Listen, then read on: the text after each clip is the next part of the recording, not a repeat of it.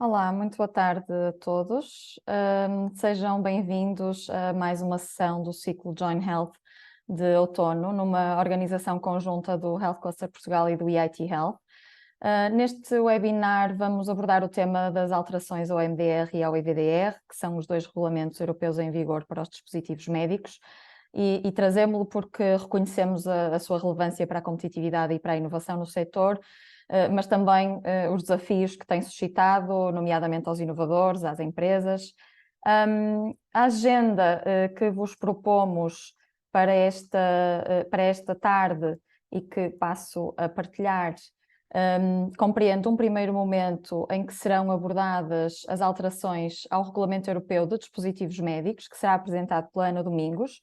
Ana Domingos é Regulatory Affairs Specialist na APORMED, que é a Associação Portuguesa de Dispositivos Médicos, e depois, seguidamente, teremos uma apresentação sobre as alterações ao Regulamento Europeu de Dispositivos Médicos para Diagnóstico in vitro.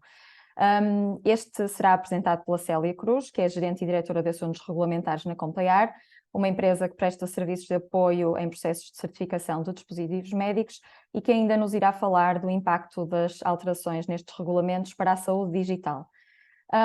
Esta sessão contará ainda com o testemunho de duas empresas portuguesas, a Bioceramed, que é uma empresa especializada no desenvolvimento, fabrico e venda de dispositivos médicos para aplicações em ortopedia, traumatologia, cirurgia da coluna e cirurgia dentária, e também a Hydromedical, que é especializada no desenvolvimento de tecnologias médicas inovadoras, e infelizmente não vamos ter connosco a Ana Abreu, da Bioceramed, que por motivos pessoais não pode juntar-se esta tarde, mas contaremos com a Alexandra Garcês, da Hydromedical, que nos dará uma perspectiva das duas empresas e que se disponibilizou para apresentar também o caso de estudo da Bioceramed. Dar-vos nota ainda de que finalizaremos esta sessão com um período para perguntas e respostas, portanto com os oradores ou as oradoras no caso desta sessão. Pedia que para isso utilizassem a ferramenta de Q&A ao longo desta sessão para irmos recolhendo as vossas questões e que depois serão colocadas às oradoras na parte final da sessão. Antes de passar a palavra à primeira oradora desta tarde, à Ana Domingos, queria só dar nota a todos os participantes de que a gravação deste webinar ficará disponível no YouTube do HCP e de que iremos disponibilizar os slides àqueles que o solicitarem e que para tal deverão indicar o vosso endereço de e-mail no questionário de satisfação que vamos enviar a seguir ao webinar. E, portanto, sem mais demoras, e agradecendo mais uma vez a colaboração da Ana Domingos e da APORMED e também da Célia Cruz e da Complear para esta primeira parte da sessão, passar a palavra à Ana. Obrigada.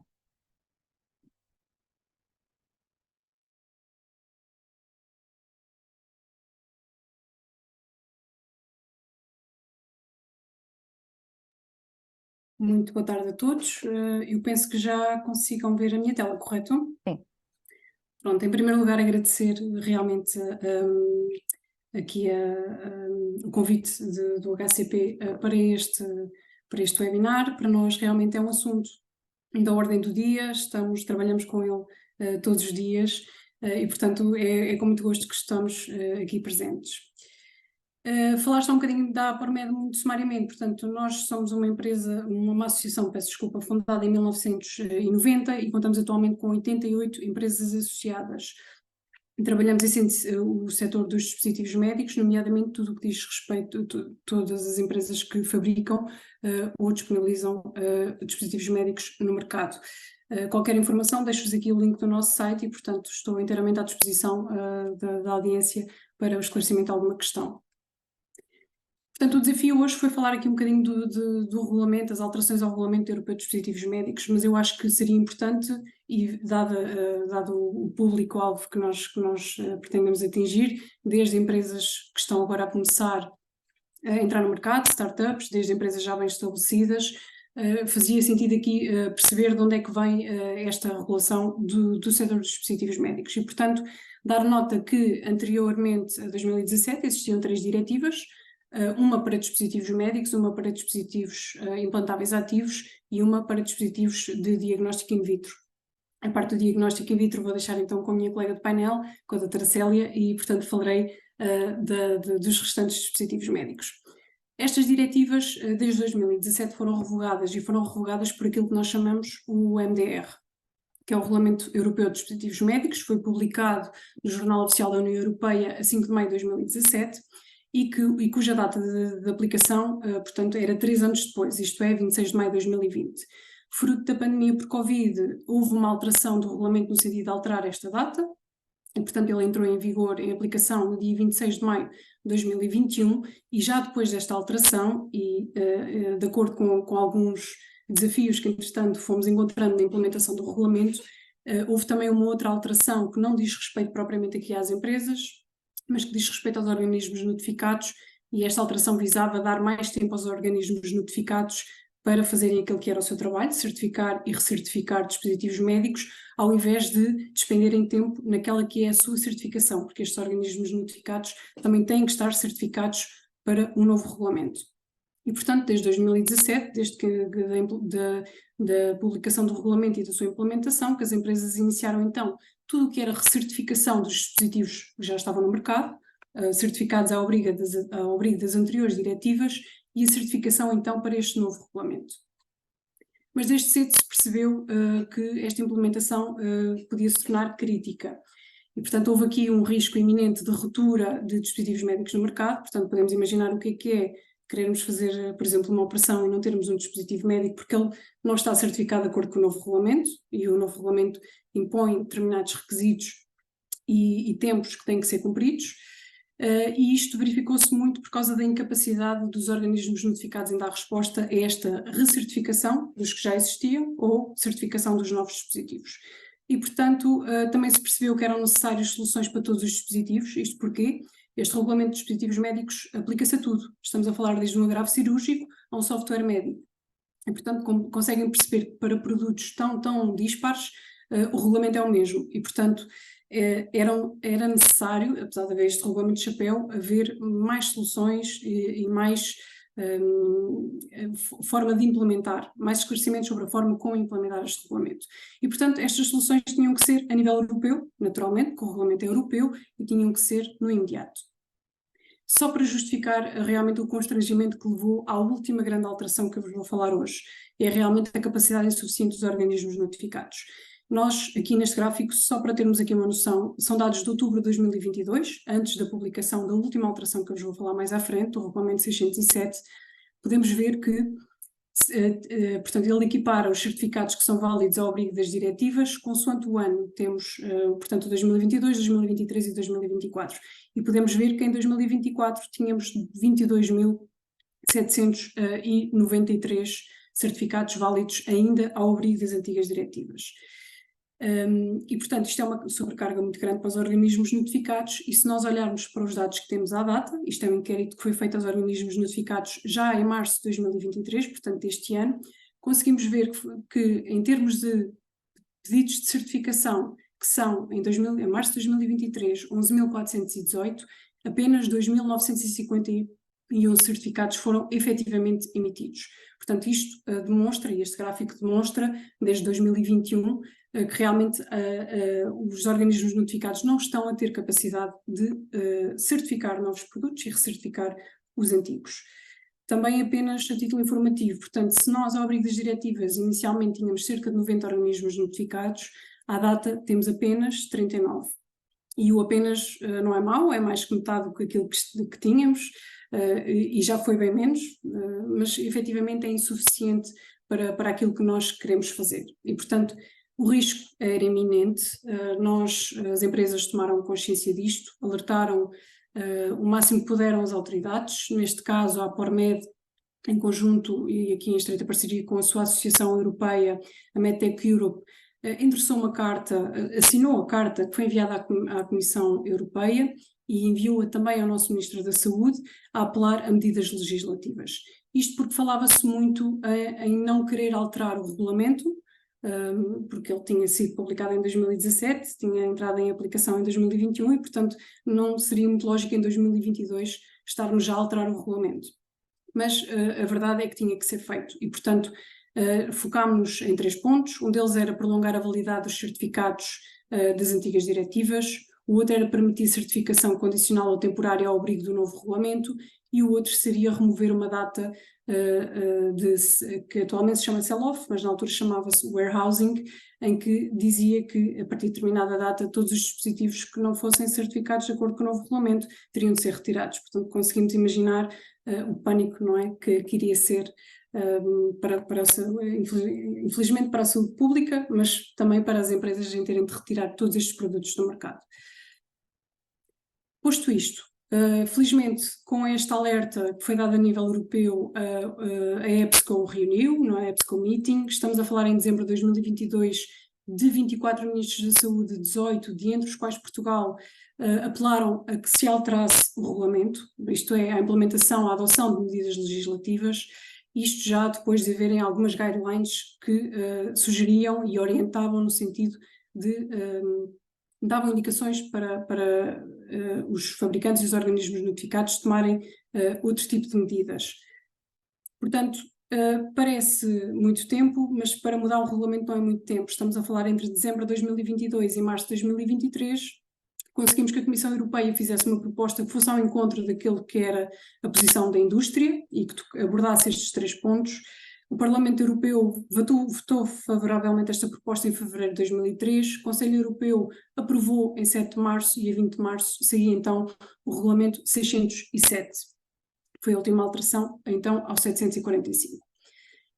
Esta publicação deste regulamento é um passo importante na direção certa, não cobre ainda todas as áreas, a evidência clínica da MDR, os novos produtos no mercado, nomeadamente a inovação, seja o primeiro lançamento de um produto ou aqueles produtos que têm alterações significativas, também a questão das reestruturas a curto prazo, termos a disponibilidade de dispositivos certificados ao abrigo das diretivas que não queiram transitar para o regulamento, fruto precisamente da complexidade deste processo que é certificar um novo produto ao abrigo deste regulamento e todas as taxas que estão inerentes aqui para a certificação dos organismos notificados.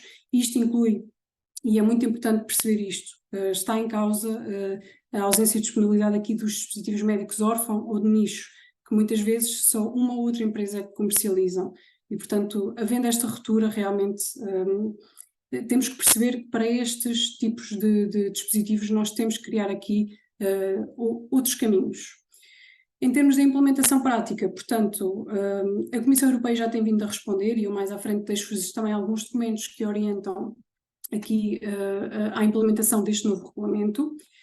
E então, falando-nos concretamente das alterações, portanto, este regulamento 607 revê o nosso chapéu, o regulamento 745, em 3 pontos-chave.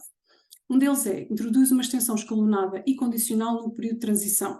Isto pode ir a 3 anos e meio, 4 anos e meio, já vamos ver como, é com base na sua classe de risco, para dispositivos médicos com certificado ao abrigo das anteriores diretivas. Estende a validade dos certificados ao abrigo das diretivas, desde que preencham determinados requisitos, e já vamos falar neles, e elimina então este prazo de sell-off para o regulamento. Isto permite a continuidade da disponibilização de dispositivos colocados legalmente no mercado, sem que haja propriamente um prazo definido. Aquilo que nós apelamos e que a nível da nossa Associação Nacional e a nossa Associação Europeia apelamos é que a indústria não deve esperar até maio de 2024 para submeter os novos pedidos de certificação. Vamos então só aqui explicar um pouco melhor realmente o que é esta extensão do período transitório e quem é que pode beneficiar. Quem pode beneficiar são os legacy devices, isto é, os dispositivos que existem, já existentes no mercado, e que estão ou foram cobertos por um certificado de um organismo notificado ou declaração de conformidade do fabricante emitidos antes de 26 de maio de 2021. Mas isto é muito importante perceber. Ele tem que cumprir determinados requisitos e se ele não cumprir estes requisitos já não pode já não pode beneficiar desta extensão. Os requisitos, e são cumulativos, tem que os cumprir todos, são: o dispositivo tem de continuar a cumprir com as anteriores diretivas, não pode ter alterações significativas, sejam elas na sua própria concepção ou na finalidade que lhe está prevista, não podem comportar um risco para a segurança ou saúde do doente, e muito importante aqui, tem que haver o fabricante tem que ter um sistema de gestão de qualidade já implementado, de acordo com o novo regulamento, até 26 de maio de 2024. Outro ponto muito importante é que tem que haver uma submissão formal para a avaliação da conformidade ao abrigo do regulamento até 26 de maio de 2024, ou seja, tem que haver um pedido para avaliação da conformidade até esta data, 26 de maio de 2024, e o fabricante tem que fazer prova através de um acordo assinado entre o fabricante e o organismo notificado até 26 de setembro de 2024. Portanto, efetivamente não falta muito tempo. E que períodos são estes? A extensão do período depende da classe do dispositivo médico e eles, portanto, este regulamento vem prever 2 prazos distintos. Um deles é o 31 de dezembro de 2027, isto para dispositivos de elevado risco, são eles os classe 3 ou os classe 2B implantáveis e daqui não entram os considerados como tecnologias bem estabelecidas, e depois o prazo de 31 de dezembro de 2028 para aqueles que são os dispositivos médicos de risco médio e baixo.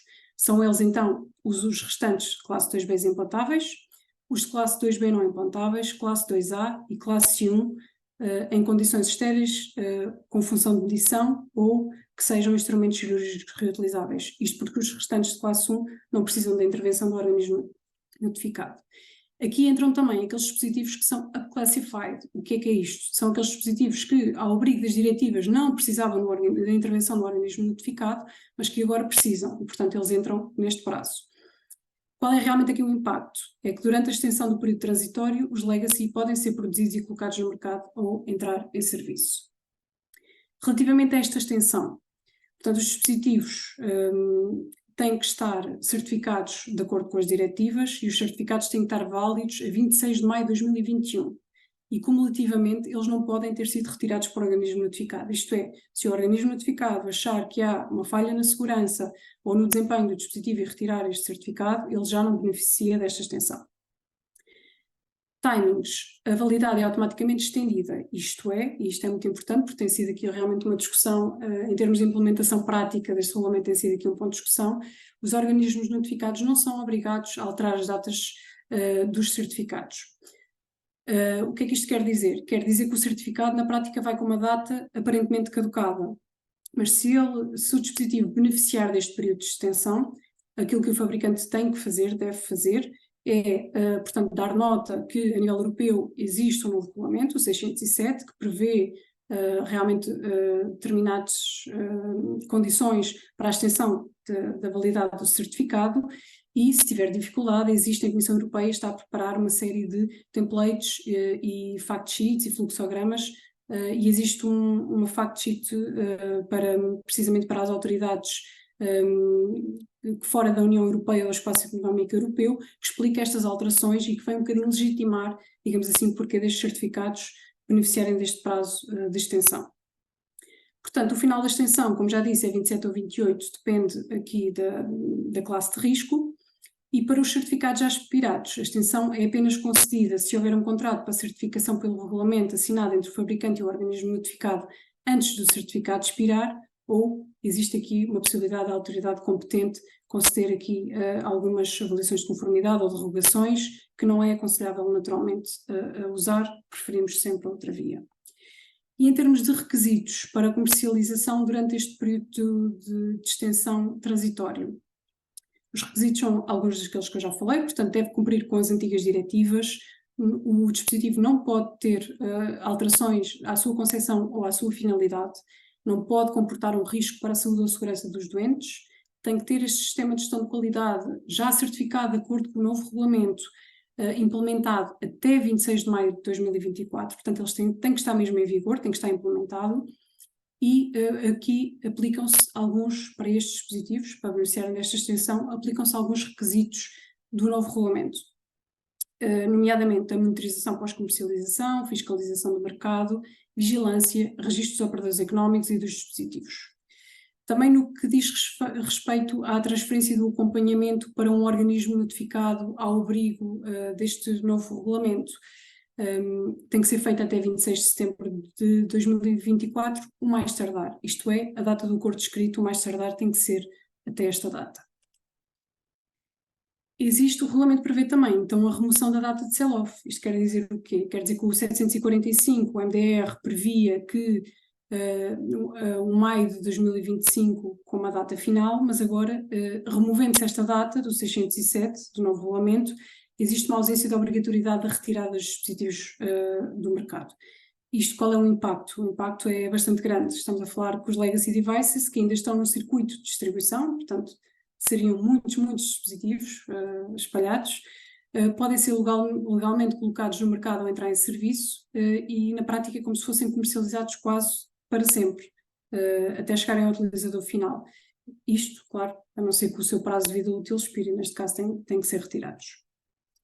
Existe também uma derrogação específica para os dispositivos implantáveis feitos por medida de classe 3, que este regulamento prevê.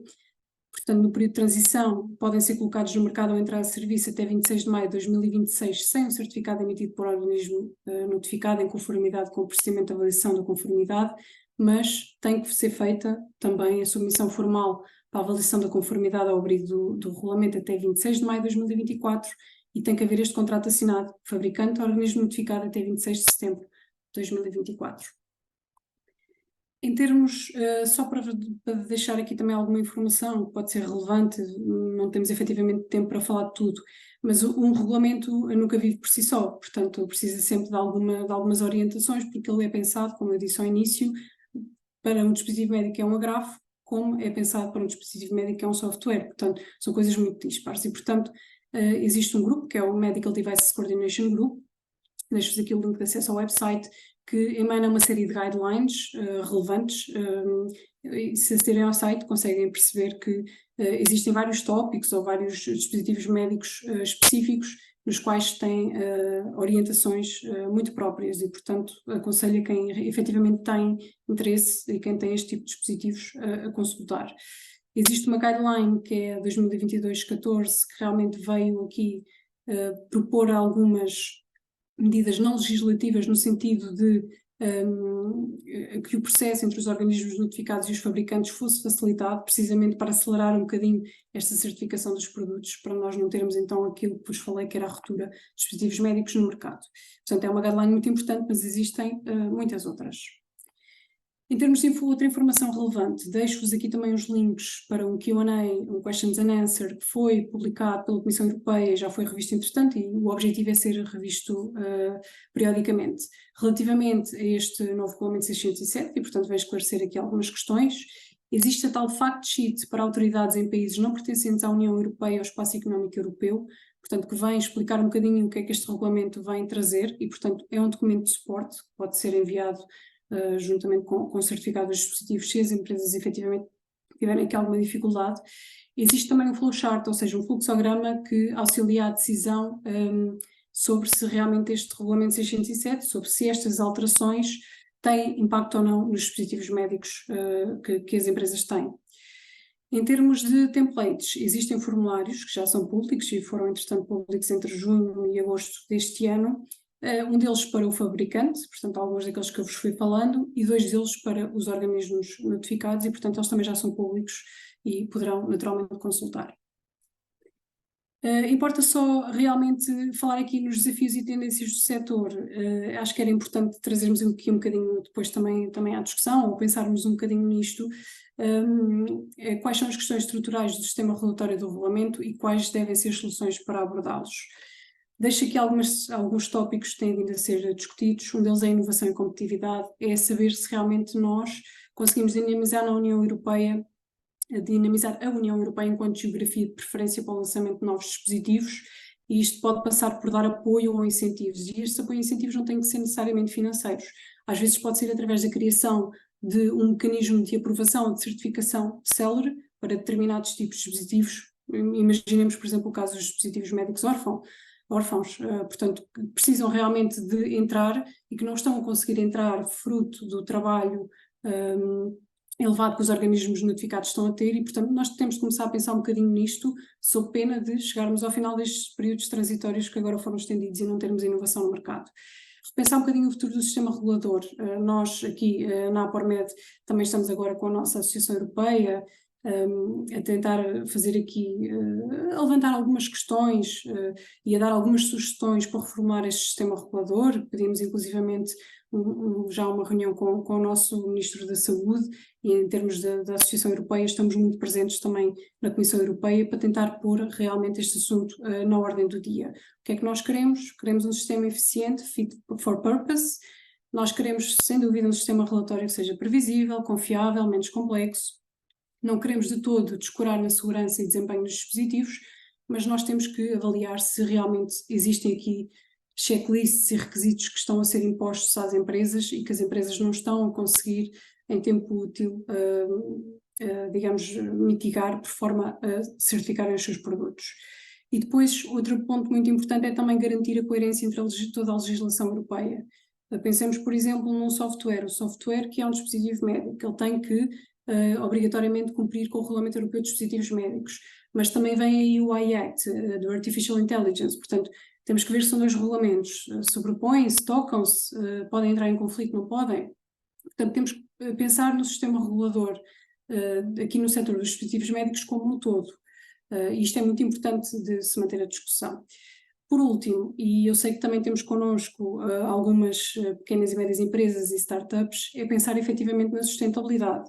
Isto porque muitas pequenas e médias empresas ou startups não conseguem fazer face, por exemplo, aos custos, às taxas, às FIIs que os organismos notificados pedem para certificar os produtos. E isto compromete a médio e longo prazo a entrada de inovação para a Europa e, portanto, não é algo que acho eu que tenha sido pensado ou pelo menos propositado quando se implementou este regulamento, mas nós temos que efetivamente manter isto na ordem do dia, sob pena de isto se tornar um processo não sustentável. Em termos de timeline, deixo-vos esta última nota, nós temos, portanto, o regulamento prevê no artigo 121 que haja uma avaliação até 27 de maio de 2027, isto é, 10 anos após a publicação do Regulamento Europeu de Dispositivos Médicos, haja uma avaliação do regulamento, isto é, perceber se ele está a cumprir os objetivos e se nós temos recursos necessários para lhes dar.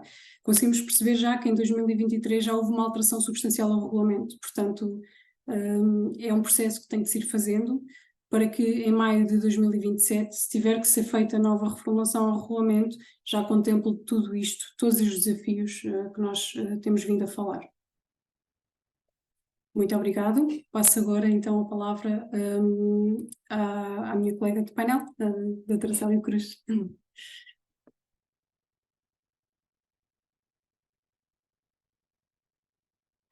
Olá, boa tarde a todos e obrigada, Ana, por esta apresentação. Já cobriu aqui os aspectos principais do que é os princípios por trás desta alteração e os quais vão ser muito semelhantes àquilo que é a situação para os dispositivos médicos para diagnóstico in vitro. Mas, primeiro de tudo, deixem-me só apresentar novamente. O meu nome é Célia Cruz, sou gerente e diretora dos assuntos regulamentares na Compliar. Na Compliar, onde somos especialistas na área da saúde digital e software como dispositivo médico e inteligência artificial enquanto dispositivo médico. Temos vindo a trabalhar nos desenvolvimentos da indústria na União Europeia e nos Estados Unidos em parceria com várias organizações. Por exemplo, a Dime Society, temos vindo a trabalhar também com a IIT Health, por exemplo, com Bootcamp. Portanto, temos seguido aqui estes movimentos e o que é que tem acontecido nestes campos. Portanto, acaba por... e é isto um bocadinho que também queremos trazer para mostrar o que é que tem acontecido em relação, neste caso, mais aos dispositivos médicos para diagnóstico in vitro e falar um bocadinho do impacto nas alterações na saúde digital. Claro que vai ser só um bocadinho, dada a extensão do webinar, mas também ponho à disposição qualquer dúvida, também estejam à vontade de depois contactar. Tal como foi falado, tudo isto enquadra-se porque houve uma mudança do quadro regulamentar, já foi falado a mudança de dispositivos médicos para regulamento de dispositivos médicos. Neste caso eu vou abordar mais a questão dos dispositivos médicos para diagnóstico in vitro, portanto houve a IVDR com a data de aplicação de 26 de maio de 2022, que também já sofreu alguns ajustes, algumas amendments. Neste caso, também foi o regulamento de 2023, o 607, mas também um outro regulamento anterior, que já houve algumas alterações em relação aos períodos de transição, e é este combinar destes últimos regulamentos que irei falar, que afetam estes prazos. Mas o que é que o IVDR veio a trazer? Basicamente, todos os novos dispositivos novos, portanto, as novas tecnologias, aquilo que pretendem entrar no mercado, neste momento têm de cumprir já aquilo que é o IVDR. Portanto, este período de transição, tal como já foi falado e tal como foi já falado para o caso dos dispositivos médicos, é apenas para os dispositivos legacy, portanto, novas inovações e aqueles que acabem por não cumprir com algumas nuances, de algumas particularidades do que é o período de transição, têm de cumprir com os regulamentos que estão em vigor. Portanto, neste caso, inovações desde 26 de maio de 2022 têm de cumprir com o IVDR na sua totalidade. No caso de dispositivos legacy, novamente a definição é a mesma que a minha colega de painel já falou, portanto, dispositivos que já estavam no mercado, só que neste caso é antes de 26 de maio de 2022, porque a data de aplicação deste regulamento era em 2022, mas estes dispositivos que tenham ou um certificado passado por um organismo notificado antes dessa data, ou que tenham uma declaração de conformidade antes dessa data, antes de 26 de maio de 2022, que no caso dos dispositivos médicos para diagnóstico in vitro acaba por ser a maioria. A maioria dos dispositivos acabam por estar cobertos por esta parte por não terem, antes do IVDR, um organismo notificado. Portanto, e começando por aqueles dispositivos médicos que tinham ou que têm ainda um certificado passado por um organismo notificado, antes de 26 de maio de 2022, têm o período de transição até à validade do certificado ou até 26 de maio de 2025, mais tardar. Após isto, o certificado é inválido. Até essa data, tal como acontecia para o caso de dispositivos médicos, não pode haver uma mudança na finalidade prevista no design. Pode haver uma mudança significativa nesse sentido, senão tem de cumprir já diretamente com este regulamento. E também relembrar que não existe aquilo que é chamado grandfathering ou a cláusula de salvaguarda, portanto, todos os dispositivos que estavam no mercado precisam de se certificar. Um outro ponto que é importante antes destes ajustes e destes amendments, tal como também existia para os dispositivos médicos, existia a cláusula relativamente ao sell-off date ou warehousing, como também já foi falado, que também deixou de existir, ou seja, dispositivos médicos que por exemplo, que estão num distribuidor, podem continuar a ser vendidos mesmo que estejam ainda sobre aquilo que é as antigas diretivas. Em relação a estes dispositivos médicos que tinham certificado ainda de acordo com o IVDD, portanto a Diretiva de Dispositivos Médicos para Diagnóstico in Vitro, também, tal como para o caso do MDD, existem muitos que têm a data da expiração dos certificados em futuros próximos, daí também esta necessidade de adiamento. Portanto, apresento aqui os dados do que é para os dispositivos médicos in vitro, neste caso para a data de outubro de 2022, em que existem ainda muitos certificados que vão expirar até 2025 e que, portanto, precisam de passar ainda por este período de transição. A questão, notem que, neste caso, quando comparativamente com os dispositivos médicos, o número é muito inferior, porque neste caso dos IVDs, a maior parte dos dispositivos, antes deste regulamento, não precisava de um organismo notificado e agora vai passar a precisar.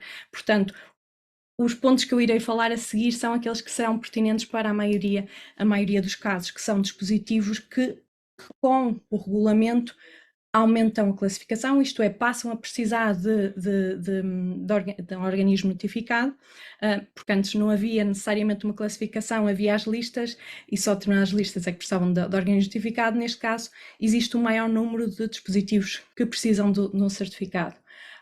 Portanto, os dispositivos que, de acordo com a IVDR, se enquadram naquilo que é a classe A, que é a classe mais baixa, já têm de estar no mercado de acordo com a IVDR. Estes não precisam de organismo notificado, já têm de estar a cumprir, desde 26 de maio de 2022, já têm de estar a cumprir com a IVDR.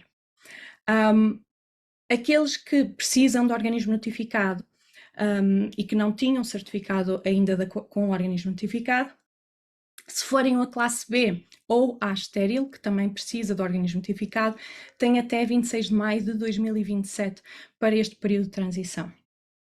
Se com o IVDR passar a ser classe C, tem até 26 de maio de 2026 e se for um classe D, tem até 26 de maio de 2025.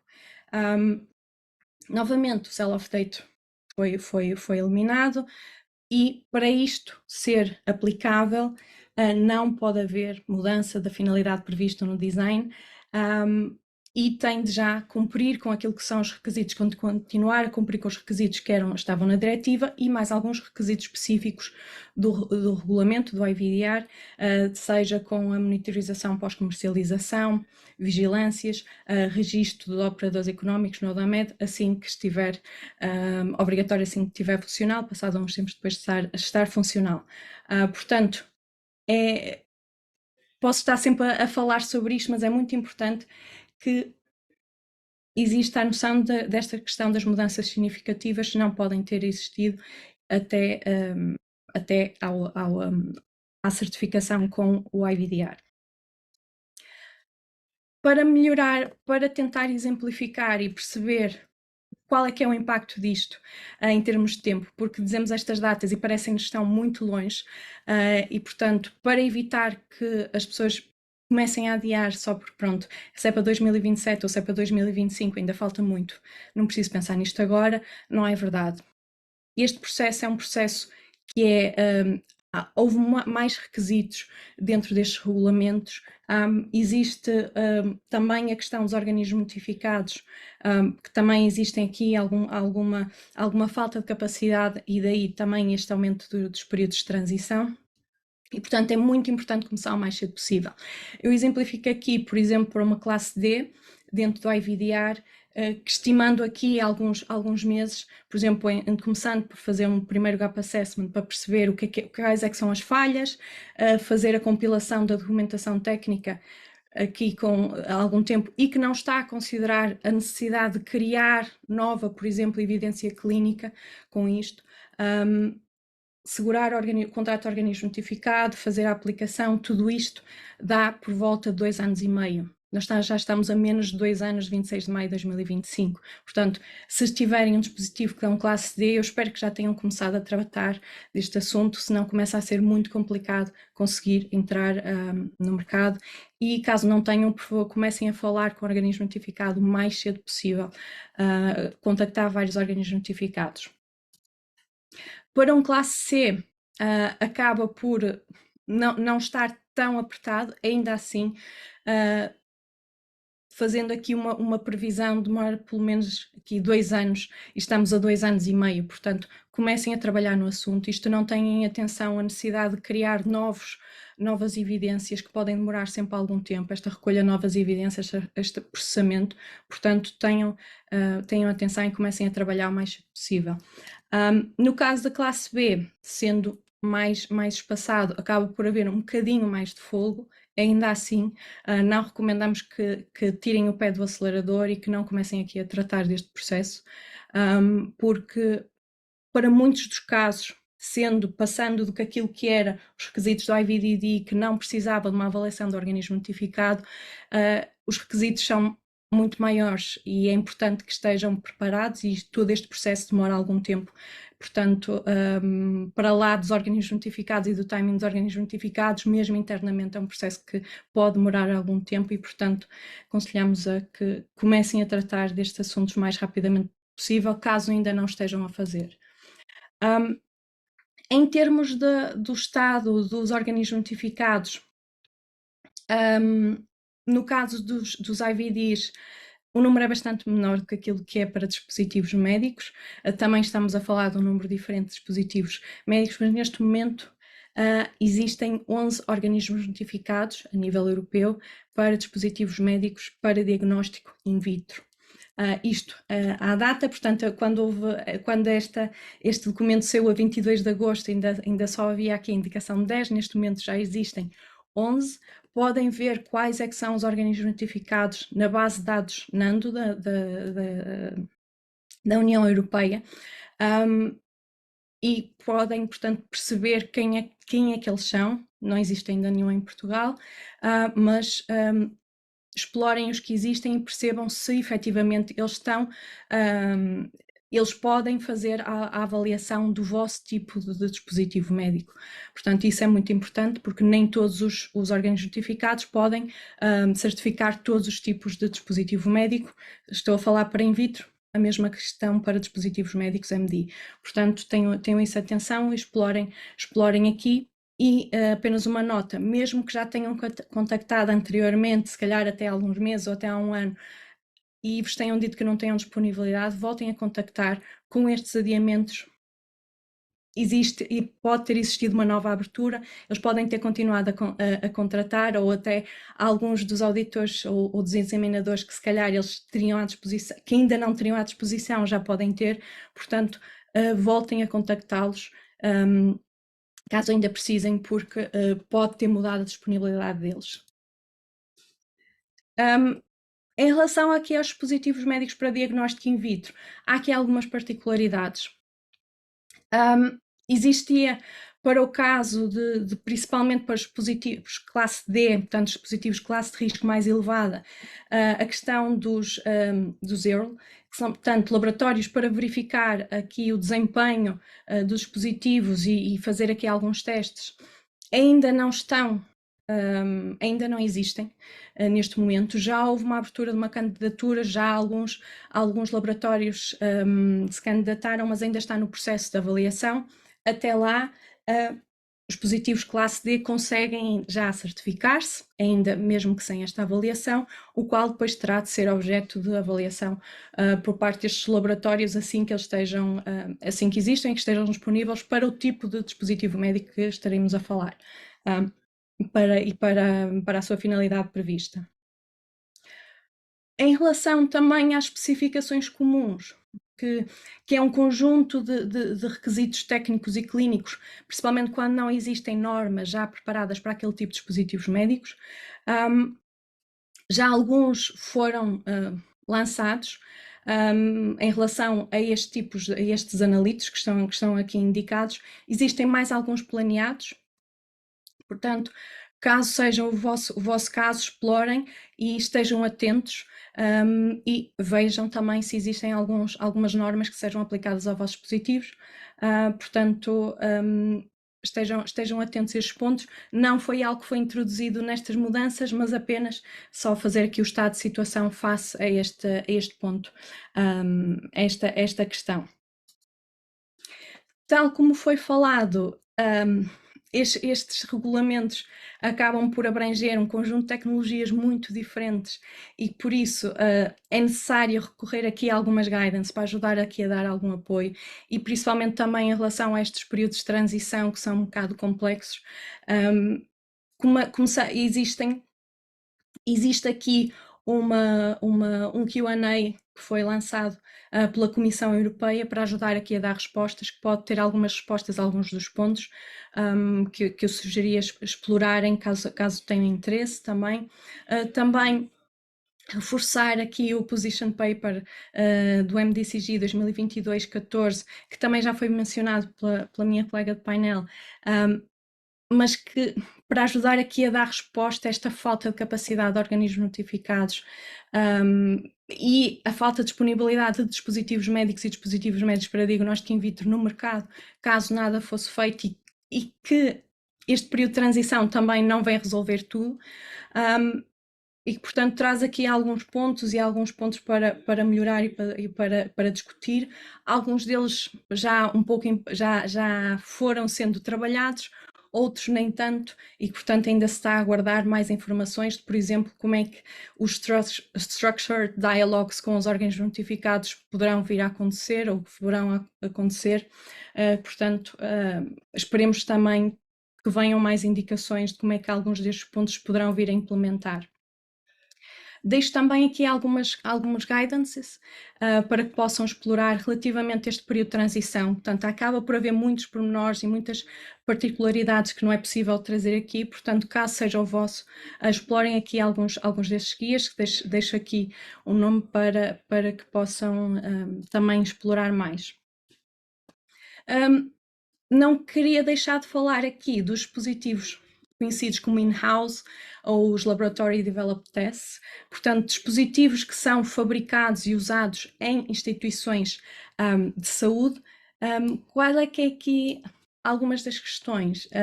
Ficou a definição de cada país, o que é que são as Health Institutions. É assim, tendo em conta o historial aqui em Portugal de um Sistema Nacional de Saúde, pode ser expectável que apenas abranja aqui em Portugal os SNS ou quem trabalha para os SNS. Não existe ainda a legislação nacional, deixo aqui só essa nota, que o facto de, por exemplo, ser um laboratório de análise não é garantia que será diretamente o Health Institution, ficará a cargo do que é que será a definição nacional.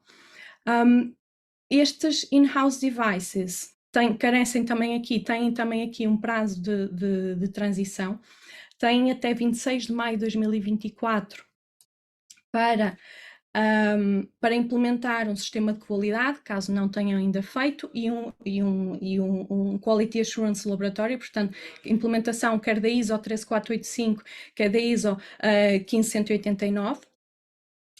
Também reunir aqui uma série de documentação acerca do produto, do fabrico, uma declaração que cumpre aqui com os requisitos gerais de segurança e desempenho, e, portanto, fornecer aqui alguma informação à autoridade. Até 26 de maio de 2028, tem uma outra parte que é muito importante, que é a questão de que estes in-house devices ou laboratory developed tests só podem existir por provarem que não existe no mercado algo equivalente para aquele grupo específico de necessidades, para aquele grupo específico de pacientes.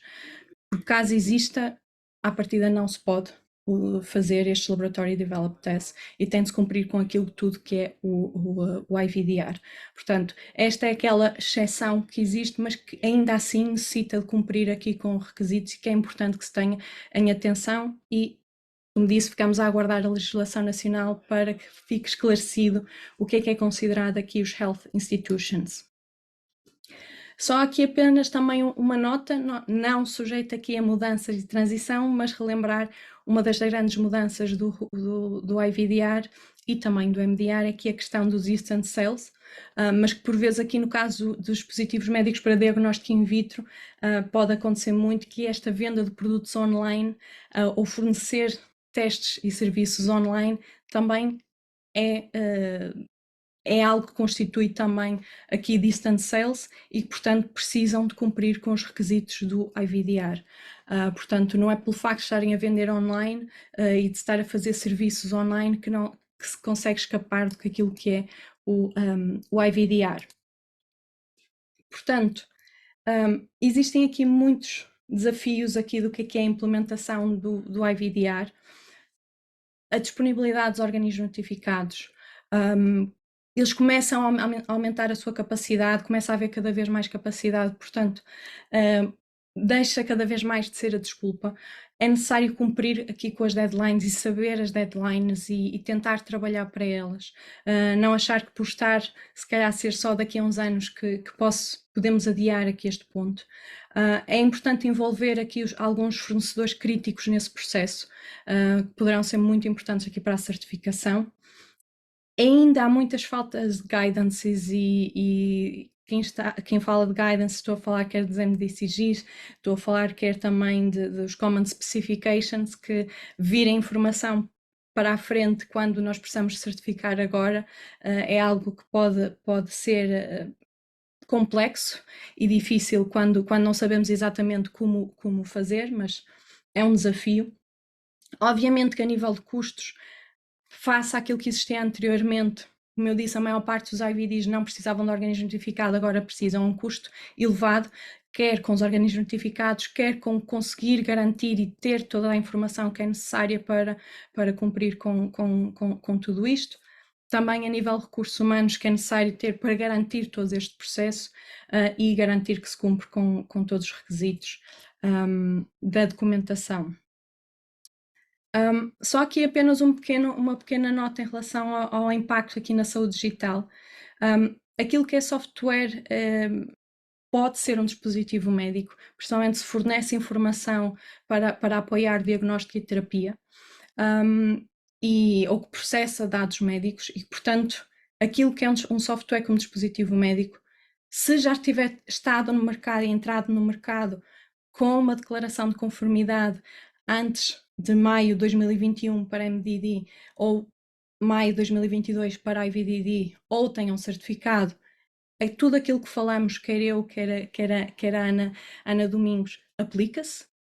Caso seja um novo software ou que não esteja devidamente certificado e cumpra com aquilo que é um software como dispositivo médico, tem de cumprir com estes regulamentos na sua totalidade. A maior parte do software que já era dispositivo médico aumentou a sua classificação, ou seja, estes períodos de transição aplica-se. A maior parte do software anteriormente no MDD era o classe 1, naquilo que era o IVD também estava ali no limbo que não entrava nas listas, portanto, a maior parte do software agora precisa de um organismo notificado. Isto aumenta, claro, o custo de certificação, o nível de evidências que é necessário, o tempo para o mercado, mas é muito importante que se percebam disso. Também, tal como a Ana mencionou, e vai existir nova regulamentação também a sair nesta área. Quem tem, por exemplo, inteligência artificial vai ser impactado também pelo AI Act. Portanto, existe muita informação a vir neste sentido e, portanto, é importante estar em cima de todo o que existe e destes regulamentos do MDR ou do IVDR e daquilo que vem do AI Act e, portanto, aqui o software que se enquadra na definição de dispositivo médico está a ser muito afetado e é muito afetado, quer aqueles que já estavam no mercado, que precisam de passar por todo este processo, quer os novos, porque precisam de cumprir com todos estes regulamentos e toda a inovação dos novos dispositivos acaba por apanhar por tabela, passa a expressão, porque acabam por levar com a falta de organismos notificados, esta falta de disponibilidade acaba por ser transversal, também para quem é novo no mercado, tem de cumprir logo desde o início com todos os requisitos da documentação, que é algo que quem estava como legacy beneficiou-se que há destes períodos de transição para conseguir ir fazendo isto de uma forma mais faseada. A falta de guidance acaba por ser transversal a quem já estava como legacy aos novos dispositivos e tudo a nível de custos e recursos humanos acaba por ser uma dificuldade muito grande para estes novos dispositivos e por isso é que também é importante estas discussões e o trabalho também que a Apormed faz, também tentar garantir aqui que a inovação não seja demasiado afetada por estes períodos de transição e por aquilo que o regulamento traz, mas na verdade, na prática, aquilo que se pretende trazer com tudo isto é um aumento de segurança para as pessoas, para os pacientes, e por isso é algo que é importante ter em consideração e que estes regulamentos existem com esse fim, com esse objetivo. Portanto, apenas para finalizar, a mensagem que eu queria deixar: saibam, tenham noção das datas, principalmente se isso vos aplica, se estão neste período de transição, percebam se estão efetivamente neste período de transição e são legacy devices. Trabalhem nesta compliance com o regulamento o mais cedo possível. E estejam atualizados com novas guidances que estão a sair. Há muita coisa que vai saindo ao longo do tempo e que pode ser aplicável ao vosso dispositivo. Em relação a organismos notificados, contactem-nos mais cedo possível.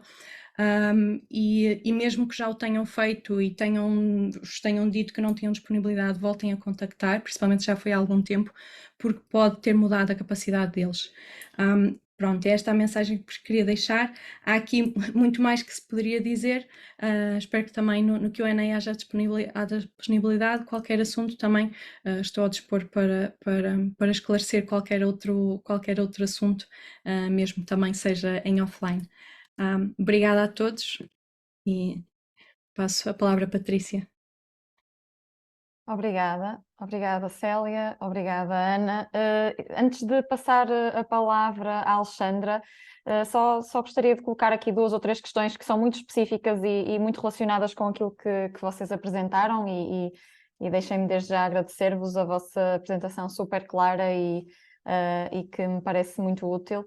A primeira questão é relacionada com o software e Célia, julgo que será para ti, acabaste de mencionar isso, eu julgo que a resposta é positiva, mas vocês também conseguiram ver esta pergunta. O software é considerado up-classified, tendo o software sofrido uma alteração de classe 1 para classe 2A, a data de extensão será 2028? É assim, cada caso é um caso, portanto é difícil dizer só não é todo o software que é up-classified, a maior parte do software é up-classified, aumentou a classificação. É importante relembrar isso para legacy devices, e que eu penso se antes era classe 1, suponho que seja esse o caso.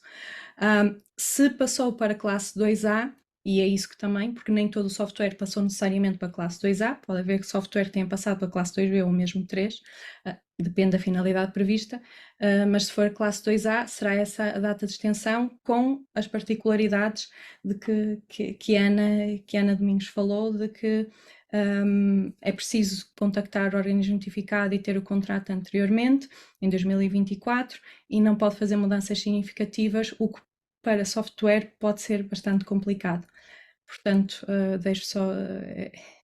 Fica essa nota, e portanto não atrasem demasiado, porque senão, quando se aperceberem que têm mudanças significativas, já é tarde. Obrigada, Célia. Depois aqui outra questão. No cenário de um certificado expirado antes de 26 de maio de 2024, sem que o fabricante estabeleça o acordo escrito com o organismo notificado, como podem os operadores económicos garantir que os mesmos cumprem o dispositivo o disposto no 607/2023? Este acordo não tem de ser estabelecido antes da caducidade do certificado, mesmo em data anterior a 24 de maio de 2024? Aquilo que o regulamento nos diz é muito claro, portanto, a extensão do período transitório aplica-se aos legacy devices, portanto, ou seja, a todos os dispositivos que estão ou foram cobertos por um certificado ou um organismo notificado ou que têm a declaração de conformidade do fabricante, emitidos antes de 26 de maio de 2021. E o regulamento também é muito claro naquilo que diz, que é só estes dispositivos só beneficiam efetivamente da extensão do prazo, cumprindo todos aqueles requisitos que eu elenquei. E as datas são as que são, portanto, a submissão formal, ou seja, o pedido tem que ser feito, o pedido para avaliação da conformidade tem que ser feito até 26 de maio de 2024 e o acordo tem que estar obrigatoriamente assinado.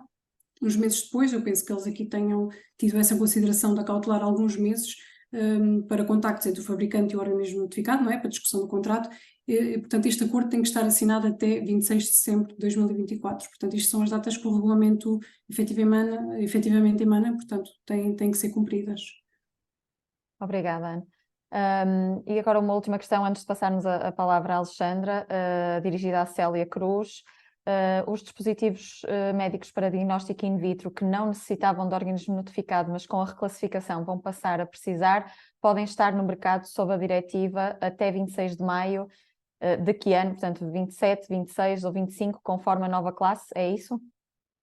Certo, portanto, estando como legacy devices, e portanto é isso que é importante esclarecer, podem estar no mercado desde que cumpram com aquilo que era a diretiva e que, novamente, que não tenham mudanças significativas do que aquilo que estão a fazer. De qualquer das formas, é importante que trabalhem, e se querem continuar no mercado, que trabalhem no período de transição para ir contactando também os organismos notificados, porque existem muito menos portanto, é urgente ir tratando desse assunto e desse processo. Ir recolhendo informação e aproveitando-se cá o facto de estar no mercado para obter informação para obter dados, por exemplo, sobre a performance, sobre o desempenho e utilizar essa informação. Ok, muito obrigada, Célia. Ainda temos aqui algumas questões, vamos deixá-las para depois da apresentação da Alexandra. A Alexandra então vai apresentar-nos aqui o exemplo de duas empresas, que é a Bioceramed e a Hidromedical, que estão a recertificar os seus dispositivos ou então a certificar já no âmbito do MDR e, portanto, dar-nos aqui uma perspectiva de duas situações e que nos podem ajudar aqui a perceber o percurso, quais são os desafios e também, de alguma forma, a sugerir melhores práticas. Portanto, Alexandra, muito obrigada pela colaboração e pela disponibilidade para partilharem o vosso conhecimento. Obrigada. Quero começar por agradecer a oportunidade e o convite ao HCP para participar neste webinar e parabenizar as minhas colegas de painel, porque realmente fizeram aqui umas apresentações excelentes sobre os temas a debater. Eu sou então a Alexandra Garcês, sou responsável pelo Departamento de Assuntos Regulamentares da Hidromedical e vou também fazer aqui a apresentação deste tema a nível de dificuldades sentidas e soluções que nós encontramos para dar resposta a essas dificuldades, tanto na Hidromedical como na Bioceramed, como a Patrícia já referiu. A minha colega Ana Abreu, por motivos pessoais, não pode estar presente. Vou começar então pela Hidromedical. A Hidromedical, dando aqui um enquadramento da empresa, é uma empresa de tecnologia médica, estamos sediados em Guimarães e estamos focados em criar e desenvolver tecnologias inovadoras na área médica. Ou seja, nós não temos dispositivos no mercado certificados pela diretiva, pelo MDD. A Hidromedical já está certificada pela ISO 13485 e atua em diversas áreas. Temos um elevado portfólio que cobre urologia, medicina desportiva, peço desculpa, e osteopatia. Temos também um portfólio de controle de infecções que não está dentro da área de dispositivo médico, está comigo esse. Considerando então que a Hidromedical não tem dispositivos com marcação CE prévia sobre a MDD, e temos sim dispositivos inovadores ou dispositivos sem marcação prévia, as maiores dificuldades que nós identificamos para a certificação estão relacionadas com o organismo notificado, com a obtenção de dados pré-clínicos e clínicos e com a documentação técnica em si, com toda a documentação que nós temos que gerar para dar resposta ao regulamento. Mais em específico, em relação aos organismos notificados, é basicamente aquilo que tanto a Célia como a Ana já referiram nas apresentações dadas. Efetivamente, os organismos notificados estão com bastante trabalho, têm uma baixa disponibilidade para aceitarem novos clientes e, além desta baixa disponibilidade, o que nós também temos notado muito é uma elevada falta de resposta, também ligada a esta falta de disponibilidade dos organismos notificados. Isto porquê? Porque estão a dar prioridade a clientes que já tinham anteriores, com dispositivos com uma marcação CE de acordo com o MDD. Que soluções é que nós encontramos? Antes de mais, foi identificar todos os códigos associados aos dispositivos que nós queríamos certificar e depois verificar na plataforma Nando, então, quais dos organismos notificados que estavam já capazes de certificar pelo NDR, que tinham os códigos dos dispositivos que nós precisávamos. Fizemos então uma lista de todos esses organismos certificados e contactamos todos os organismos notificados, de forma então a tentar obter aqui uma vaga e conseguirmos avançar com a certificação de um dispositivo. O que é que nós temos também notado? É que, primeiro, nós vamos ter que trabalhar com diferentes organismos notificados.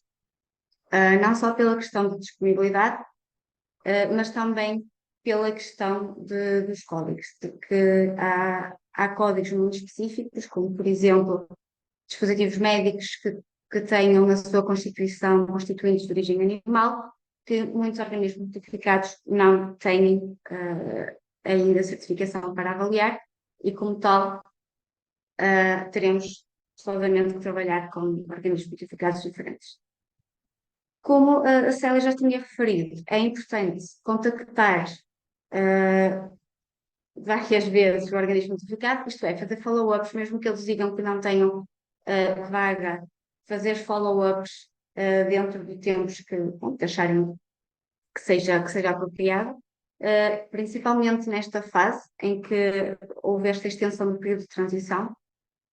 Alguns organismos notificados conseguiram, lá está, introduzir novos clientes, introduzir mais vagas para certificação de dispositivos e, portanto, é importante haver aqui um follow-up mais contínuo, caso ainda não tenham um organismo notificado selecionado, de forma a garantir que conseguem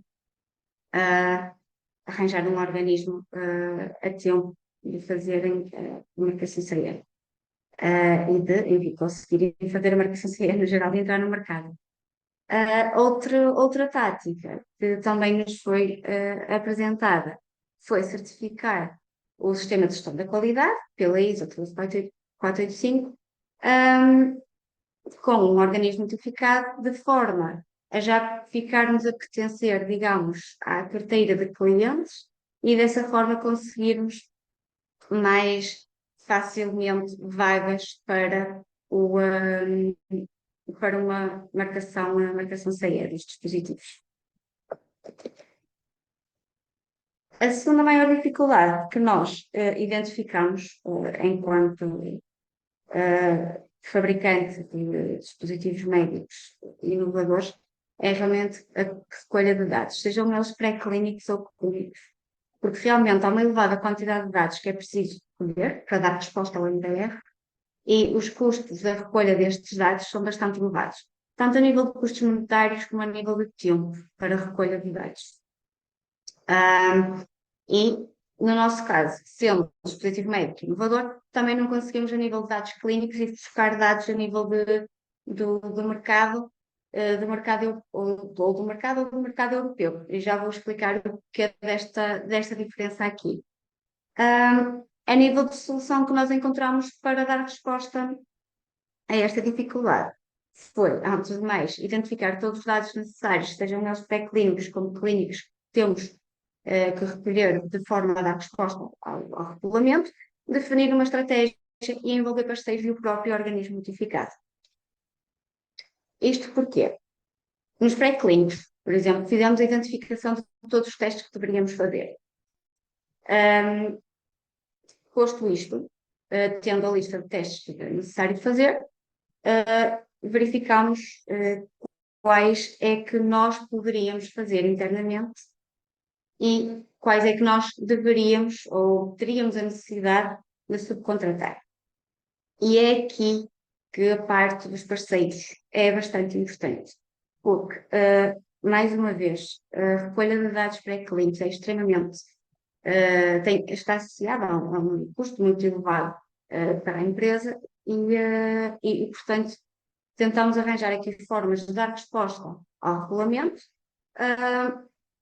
e diminuir este custo para a empresa. E os parceiros, a utilização de parceiros foi uma das das grandes ajudas que efetivamente nós tivemos, nomeadamente hospitais, poderíamos, posso-vos dar um caso em específico, tínhamos que fazer uma validação de um dispositivo, da limpeza de um dispositivo, em que se tivéssemos que contratar todo o processo externamente, seria o triplo do valor em comparação com o que nós fizemos, que foi desenvolver o protocolo internamente, de acordo com todos os estándares aplicáveis, não é? Ao processo em si, contactar parceiros que tinham capacidade de nos ajudar a fazer estes testes, estas avaliações, e depois a única coisa que nós tivemos que mandar, fazer externamente, foi então as análises finais para comprovar como o processo estava definido, estava a produzir os resultados que nós queríamos, que era o dispositivo corretamente limpo e desinfetado no final do processo. Portanto, houve aqui, neste caso, uma grande poupança, e a realidade é que se deu resposta ao que é pedido no regulamento, ok? Portanto, envolver parceiros é muito importante nesta fase. No que toca aos dados clínicos, sendo a Hidromédica, então, uma empresa focada em dispositivos inovadores, a realidade é que temos que fazer ensaios clínicos para vários dispositivos. E nesse sentido, nós trabalhamos com uma CRO, que é o Centro Clínico Académico de Braga, para nos ajudar então aqui a desenvolver a documentação para o ensaio clínico, fazer a submissão em PARMED, no princípio, então, a aprovação para entrar em ensaio clínico e escolher os dados clínicos que necessitamos para a certificação. Outra forma que nós tivemos foi aqui envolver o organismo notificado na definição da estratégia de recolha de dados clínicos. E isto porquê? Porque a Hidromédica tem também um portfólio de dispositivos que já está, embora tenham inovação também associada, mas já estão a ser vendidos fora do mercado europeu, e para os quais nós já conseguíamos obter dados clínicos de outros mercados que não o mercado europeu. Então, aqui o envolvimento do organismo notificado é extremamente importante. O que nós optamos por fazer foi pedir ao organismo notificado, então, uma reunião, a expor a estratégia que nós tínhamos delineado, que passaria por demonstrar a equivalência entre ambas as populações, ou seja, a população onde os dispositivos já estavam a ser comercializados, a ser usados há bastantes anos, e a população europeia, de forma a garantir que não haveria aqui grandes variabilidades a nível de resposta, não é? E então fazer recolha desses dados de forma a não termos de entrar em ensaio clínico para obter dados clínicos da utilização do dispositivo. Claro que desta forma, a nível de custo monetário e de tempo, é mais vantajoso, porque seria mais rápido recolher dados clínicos de outros mercados do que estar a gerar toda a documentação necessária, estar a entrar em ensaio clínico, esperar que o ensaio clínico corra e termine e tudo mais. Aqui é também importante envolver parceiros na definição dos dados, nomeadamente médicos, enfermeiros, quem se achar relevante, de forma a assegurar que os dados que nós vamos recolher, que estes dados clínicos que nós estamos a definir como sendo importantes para a nossa avaliação clínica, não é? Que são efetivamente relevantes e que não estamos a deixar nenhum dado importante por recolher. Porque, na realidade, é que os médicos e enfermeiros, quem utiliza o dispositivo, dão-nos grandes inputs relativamente à parte de dados clínicos, o que é que é importante recolher, o que é que normalmente acontece a nível de efeitos adversos e tudo mais. E, portanto, aqui este envolvimento é importante para garantir também que basicamente o trabalho fica bem feito e que recolhemos tudo que realmente é necessário para dar resposta ao MDR logo de início.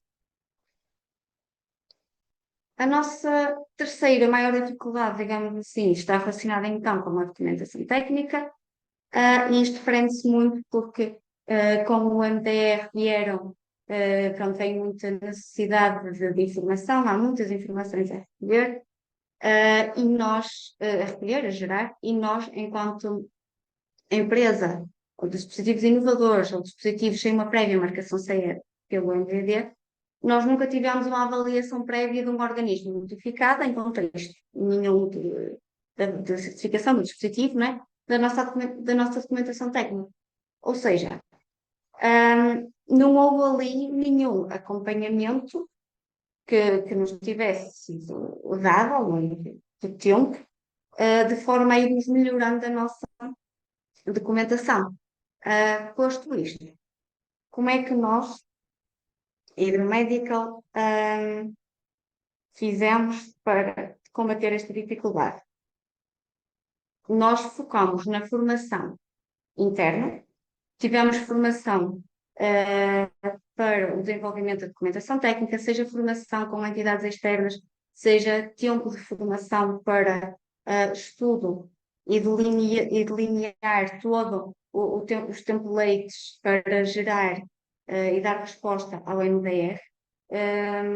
Estes templates nós geramos com o máximo de comentários possíveis, para garantir que quando estamos a desenvolver a documentação não nos esquecemos de nenhum ponto importante. Envolvemos o organismo notificado, isto é, falamos com o organismo notificado para perceber a estrutura da documentação que eles estão à espera de receber também, que apesar de, ok, temos que dar resposta ao MDR, a realidade é que alguns organismos notificados têm já definido como é que eles gostariam de ver essa documentação apresentada e como tal é aqui importante ter este envolvimento do organismo notificado para garantir quando vamos submeter, estamos a submeter de acordo com as guidelines do próprio organismo notificado, também para evitar que eles nos digam que levadem alguma não conformidade por falta de clareza ou porque não conseguiram encontrar alguma informação específica. Portanto, aqui o envolvimento do organismo notificado é extremamente importante e envolvemos uma entidade auditora externa, que no nosso caso foi a Improvit, para fazer uma revisão da documentação técnica antes da sua submissão ao organismo notificado. Pronto, desta forma obtivemos também aqui uma opinião externa, podemos melhorar a documentação, os documentos, de forma a garantir que a documentação técnica submetida daria o máximo de resposta possível àquilo que é expectável por parte do organismo notificado para dar resposta aos requisitos do regulamento. Pronto, eu vou passar agora então a fazer aqui o enquadramento da Bioceramed. A Bioceramed é uma empresa portuguesa que já está no mercado, ela é fabricante de substitutos ósseos sintéticos, ou seja, enfermeira classe 3, para diversas aplicações, ortopedia, traumatologia, cirurgia da coluna e cirurgia dentária. Já está a comercializar os dispositivos, seja na União Europeia como fora da União Europeia, e é também uma empresa já certificada pela 13485. No caso da Bioceramed, então, a Bioceramed, tendo já os dispositivos certificados pelo MDD, entra aqui na categoria, e tendo os dispositivos que entra na categoria de Legacy Devices. No entanto, digamos que as nossas dificuldades estão bastante alinhadas, como vocês vão perceber, e as dificuldades também mais importantes, não é? Mais realçadas aqui pela Bioceramed, pela minha colega Ana Abreu, foi mesmo esta questão do organismo notificado, recolha de dados pré-clínicos e clínicos e a documentação técnica. No que respeita ao organismo notificado, apesar de já estarem no mercado e de já terem dispositivos certificados pelo MDD, o que aconteceu no caso do Bioceramed foi que o organismo notificado com o qual eles trabalhavam não está ainda designado para o MDR. Ou seja, tiveram de também eles encontrar um organismo notificado alternativo. Seguiram, a Bioceramed seguiu exatamente os mesmos pontos que eu já referi anteriormente. Em nível da solução, foi identificar os códigos aplicáveis aos dispositivos, entrar na plataforma não, identificar os organismos notificados que não estavam certificados ou designados para o MDR, dentro deles quais tinham capacidade de resposta para os códigos correspondentes aos dispositivos Bioceramed e, com isso, contactar os vários organismos notificados e selecionar, esperar pelas respostas e selecionar, então, um deles que tivesse disponibilidade. Bom, o que leva à segunda maior dificuldade, que no fundo a maior dificuldade também que a Hidromedical, enquanto fabricante de dispositivos inovadores, obteve, que foi a disponibilidade dos organismos notificados.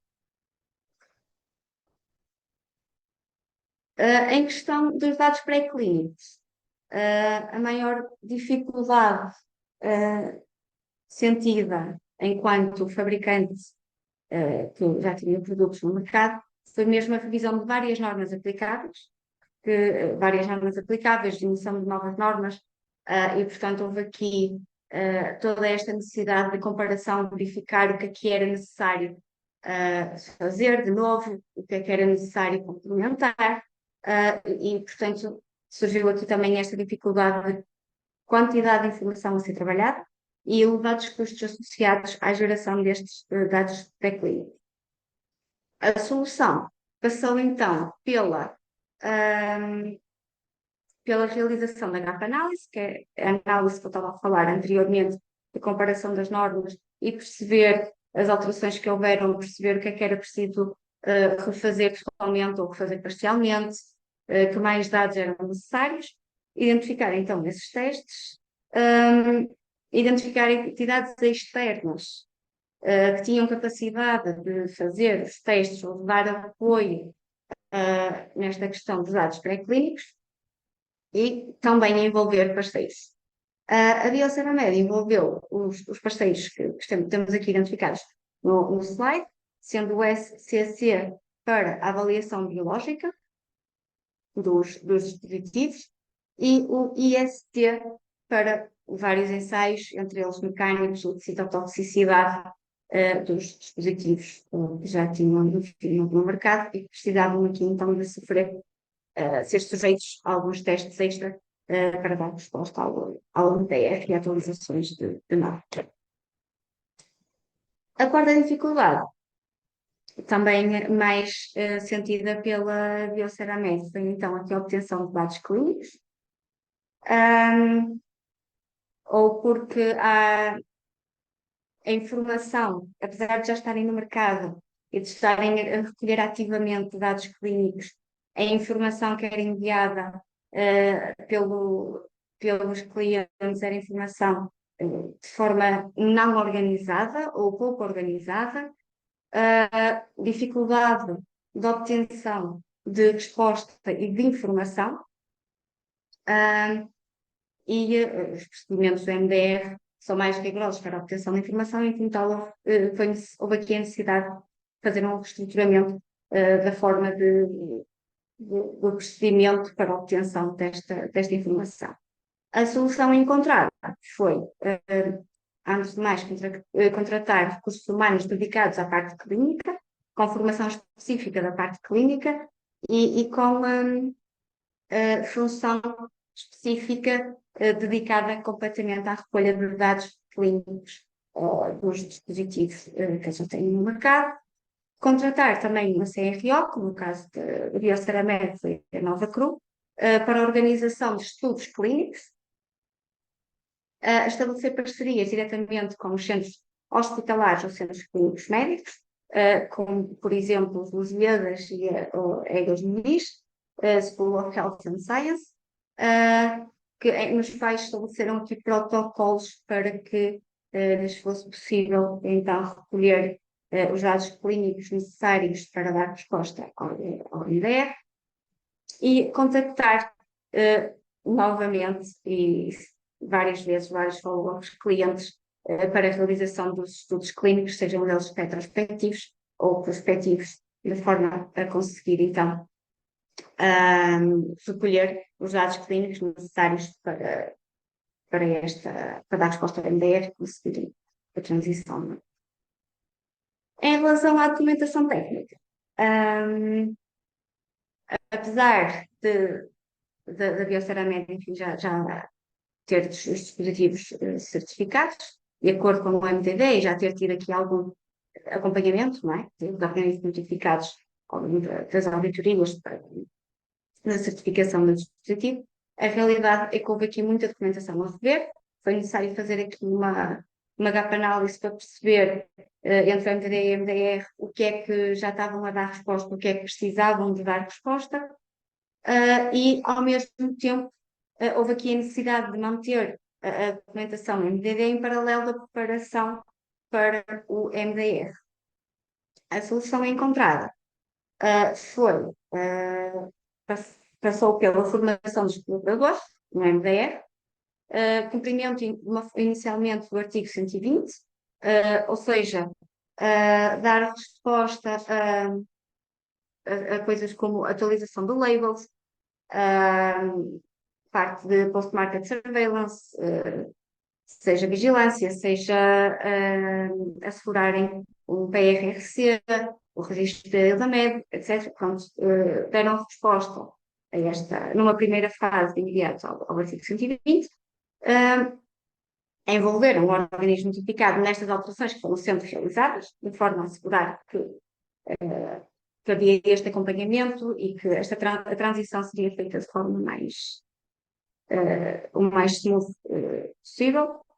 E selecionaram também auditores com formação e experiência em MDF para lhes dar aqui algum acompanhamento nesta transição e fazer auditoria à documentação técnica gerada para dar resposta ao MDF. E seria isto. Então, estou disponível para questões, eventualmente se houver alguma questão mais relativa à Bioseramed, que eu não consigo responder, eu estou inteiramente ao dispor para tomar nota e depois partilhar por e-mail com o HCP, que posteriormente irá partilhar a resposta com todos os participantes. Obrigada. Obrigada, Alexandra. Portanto, temos aqui uma série de questões. Eu começaria pela última questão que nos chegou, que é dirigida à Alexandra, e pergunta se a Hidromedical já tem algum dispositivo médico comercializado sobre o MDR. Se sim, quanto tempo médio desde o início do processo até a atribuição da marcação CE e consequente comercialização? Eu julgo que não têm ainda, mas Alexandra, se quiser dar aqui algum detalhe, ou em que fase do processo é que estarão e quanto tempo é que está a demorar, para ajudar aqui um bocadinho os participantes a perceber. Sim, então, nós ainda não temos nenhum dispositivo médico no mercado. Estamos em fase de certificação de 2 dispositivos médicos. Nós fizemos o organismo notificado com quem nós estamos a trabalhar, começando assim de início, é o mesmo que já nos tinha certificado o sistema de gestão da qualidade. Portanto, conseguimos, através da certificação do sistema de gestão da qualidade, conseguimos 2 vagas para submissão de documentação técnica. Assinamos o contrato com eles. Aceitamos a cotação, peço desculpa, no final do ano passado. Assinamos o contrato no início deste ano. Fizemos a submissão da documentação técnica no final de março deste ano. E a revisão inicial terminou em setembro, no final de setembro, portanto, no final do mês passado. E agora a timeline que temos para a avaliação da documentação técnica de forma mais aprofundada é para iniciar em dezembro. Ainda não conseguimos obter uma timeline de quanto tempo é que isto demoraria, mas assim, de forma geral, acho que pode demorar ali a rondar os 5 meses, segundo a que já nos tinham passado, portanto, isto demora, está a demorar bastante.